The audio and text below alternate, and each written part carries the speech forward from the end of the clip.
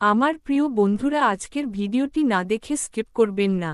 ভিডিওটি একবার সময় দিয়ে হলেও দেখুন। আমি বাকিদের মতো একই কথা বলে আপনার সময় নষ্ট করতে আসিনি। আমি এসেছি আপনাকে ফ্রিতে তিরুপতি দর্শনের ইনফরমেশন দিতে। আমার শ্রীহরি কাউকে খালি হাতে ফেরায় না। আপনি তিরুপতি এলে আপনিও খালি হাতে ফিরবেন না। আমি এর সম্পূর্ণ দায়িত্ব নিচ্ছি। আর আমি আপনাকে যা ইনফরমেশন দেব সেটিও কেউ দেবে না, এর গ্যারান্টি আমি নিচ্ছি। তাই আমি আপনার মূল্যবান সময় নষ্ট না করে আমার ভিডিওটি শুরু করছি।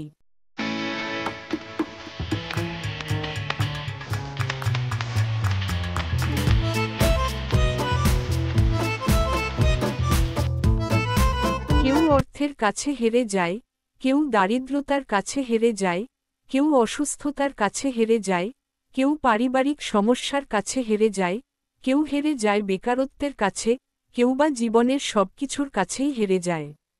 তখন মানুষের শেষ ঠিকানা হয় এখানে। কথায় আছে, ভগবান যার কপালে দুঃখ লেখে তাকে সেটা ভোগ করতেই হয়। পৃথিবীর কোনো শক্তি নেই তা খণ্ডাবার।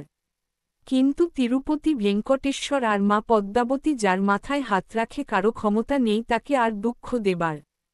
তিরুপতি মন্দিরটি অবস্থিত অন্ধ্রপ্রদেশের চিত্তুর জেলায়, তিরুমালা পাহাড়ের উপর। এই মন্দিরটি সমুদ্রপৃষ্ঠ থেকে প্রায় 2800 ফুট উঁচুতে অবস্থিত।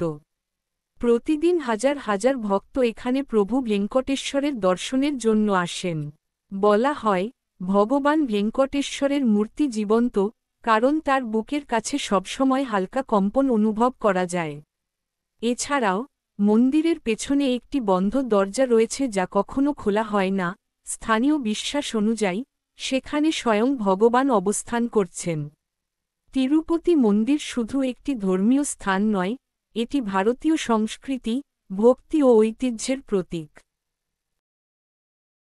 বন্ধুরা, আপনারা তিরুপতি গেলে আপনাদের মাথায় শুধু এগুলো চিন্তায় ঘুরতে থাকে। ট্রেনের টিকিট কি করে পাব? কোথায় সস্তায় থাকতে পারব? কোথায় কম টাকায় ভালো খাবার পাব? কত টাকা খরচ হতে পারে? সমস্ত চিন্তা আপনাকে গ্রাস করে।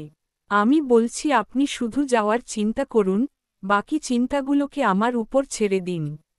বিনামূল্যে তিরুপতি দর্শনের দুটি উপায় রয়েছে, আর এই দুটি যাত্রার প্ল্যানিং দুই রকম ভাবে হবে। প্রথমটি হল আলিপেরি মেট্টু ট্রেকিং ও শ্রীওয়ারি মেট্টু ট্রেকিং।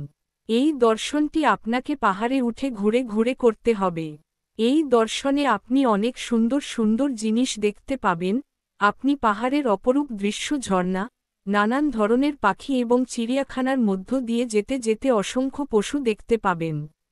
3500টি সিঁড়ি পার করার পর আপনি পৌঁছে যাবেন মন্দিরে এবং দর্শন করবেন ভগবান তিরুপতি ভেঙ্কটেশ্বরের।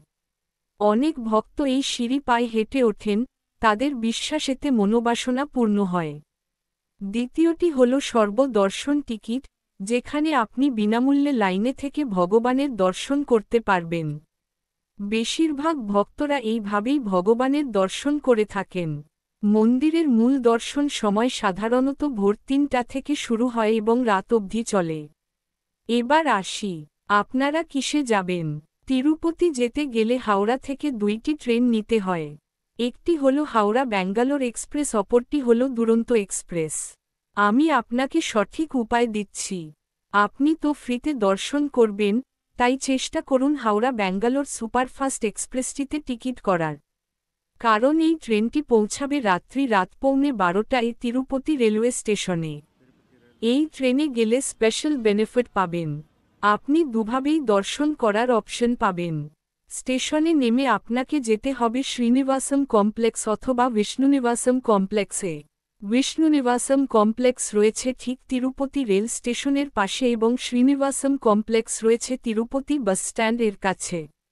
দুটোই রয়েছে পায়ে হাঁটা দূরত্বে। কিন্তু আপনার যদি হেঁটে যেতে অসুবিধা হয়, তাহলে আপনি 30 টাকা মাত্র অটো ভাড়া দিয়ে সোজা চলে যান শ্রীনিবাস কমপ্লেক্সে। এবার নিজের আইডি দিয়ে শ্রীনিবাস কমপ্লেক্সে হল বুক করুন, রাত্রিতে সেখানেই বিশ্রাম নিন এবং নিজের জিনিসপত্রগুলো ক্লক রুমে রেখে দিন। সম্পূর্ণ সেবাটি কিন্তু পুরো বিনামূল্যে দেওয়া হয়, তার জন্য 1 টাকাও আপনাকে দিতে হবে না। প্রায় অর্ধেকের বেশি দর্শনার্থী এখানেই থাকে। আপনাদের থাকার ব্যবস্থাও এখানে করে নিন। তিরুপতি মন্দিরের ট্রাস্টের যেগুলি ধর্মশালা রয়েছে প্রত্যেকটিতে ভাড়া পড়ে 50 থেকে 200 টাকা প্রতি রুম। যারা দক্ষিণ ভারতের বিভিন্ন প্রান্ত থেকে আসে তারা বেশিরভাগই হলরুমে থাকেন, কারণ তাদের যাত্রা একদিনের হয়। তাই তাদের ঘর ভাড়া নিয়ে কোনো লাভ হয় না। আর আপনাদের যদি নিজের খরচে থাকার ইচ্ছে হয় তাহলে শ্রীনিবাস কমপ্লেক্সের কাছাকাছি অনেক প্রাইভেট হোটেল পেয়ে যাবেন, সেখানে 300 টাকা থেকে শুরু করে আপনি রুম পেয়ে যাবেন। এই দুই কমপ্লেক্সে আপনারা ফ্রিতে সকালের, দুপুরের এবং রাত্রের খাবার ফ্রিতে পাবেন। উপমা, খিচুড়ি, পায়েস, ভাত, সাম্বার, রাসাম, ডাল, ছাঁচ, দই ভাত, আরও অনেক কিছু থাকে মন্দিরের এই প্রসাদে। তাই আপনাদের থাকার এবং খাবারের ব্যবস্থা দুটোই হয়ে গেল একদম বিনামূল্যে। তাই একেবারে নো টেনশন।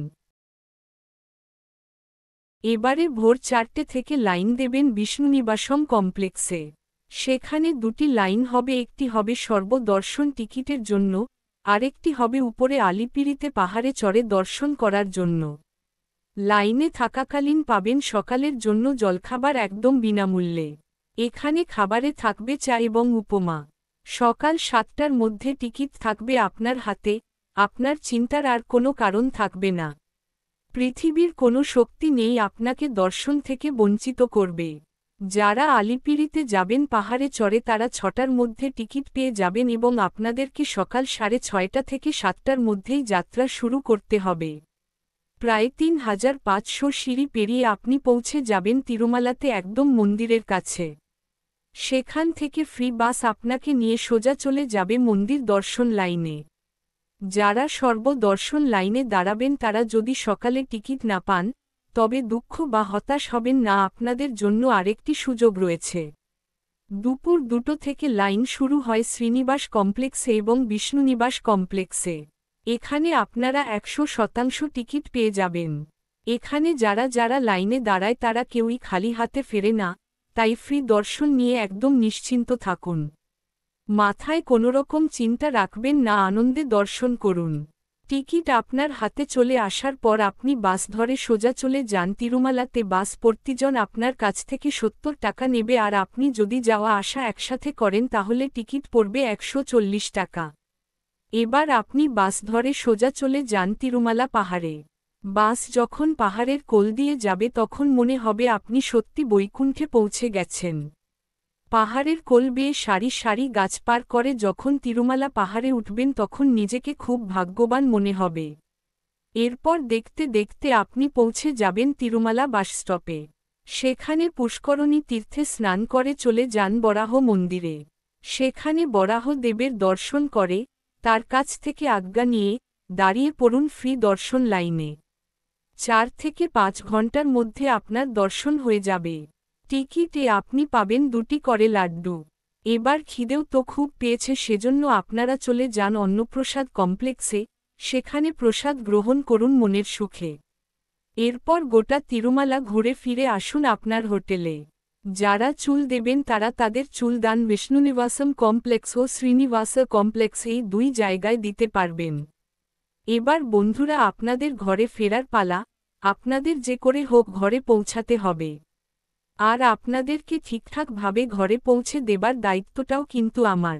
তাই যেদিন দর্শন শেষ হয়ে যাবে রাত্রি 12টায় পৌঁছে যাবেন রেনিগুন্ডা রেলওয়ে স্টেশন অথবা তিরুপতি রেলওয়ে স্টেশনের রিজার্ভেশন কাউন্টারের সামনে। সেখানে গিয়ে লিস্টে নাম দিয়ে দিন, নিজের সমস্ত পরিচয়পত্র জমা করুন। আপনি 100% নাম পেয়ে যাবেন, কারণ সেখানে কোনো দালাল চক্র কাজ করে না। তাই আপনি অনায়াসে টিকিট পেয়ে যাবেন দাঁড়িয়ে। দুপুর 11:30টার মধ্যে আপনার কাছে টিকিট থাকবে। এখন স্নান করে ফ্রেশ হয়ে আমরা যাব শ্রীকালহস্তি মন্দিরে, যা তিরুপতি বাস স্ট্যান্ড থেকে মাত্র কয়েক কিলোমিটার দূরেই অবস্থিত। তাই স্নান করে উঠে পড়ব শ্রীকালহস্তি যাবার বাসে। 1.5 ঘন্টার মধ্যে আমরা পৌঁছে যাব শ্রীকালহস্তি মন্দিরে। সেখানে আমরা দর্শন করব বাবা ভোলেনাথের। তার আশীর্বাদ নিলে আপনার সমস্ত দুঃখ কষ্ট দূর হয়ে যাবে। সেখানে কিছুটা সময় কাটানোর পর আমরা বাস ধরে আসব তিরুচেনুর পদ্মাবতী মন্দির। এখানে মা লক্ষ্মীর দর্শন করলে আমাদের তিরুপতি ভ্রমণ সম্পূর্ণ হবে। তো বন্ধুরা, আপনাদের সামনে আমি সম্পূর্ণ তথ্য দিলাম কিভাবে তিরুপতি দর্শন, থাকার ব্যবস্থা, খাবারের ব্যবস্থা সম্পূর্ণ ফ্রিতে হবে। বাড়ি ফেরার জন্য আপনাদেরকে টিকিটের জন্য কষ্ট করতে হবে না। তিরুপতি মন্দির শুধু একটি ধর্মীয় স্থান নয়, এটি ভারতীয় সংস্কৃতি, ভক্তি ও ঐতিহ্যের প্রতীক। আপনি যদি ভারতের আধ্যাত্মিক ইতিহাস জানতে চান, একবার অবশ্যই তিরুপতি দর্শনে যেতে হবে। এই ভিডিওটি ভালো লাগলে লাইক দিন, শেয়ার করুন এবং আমাদের বাংলা নলেজ শো চ্যানেলটি সাবস্ক্রাইব করতে ভুলবেন না। ধন্যবাদ সবাইকে। জয় ভেঙ্কটেশ্বর। গোবিন্দা গোবিন্দা গোবিন্দা।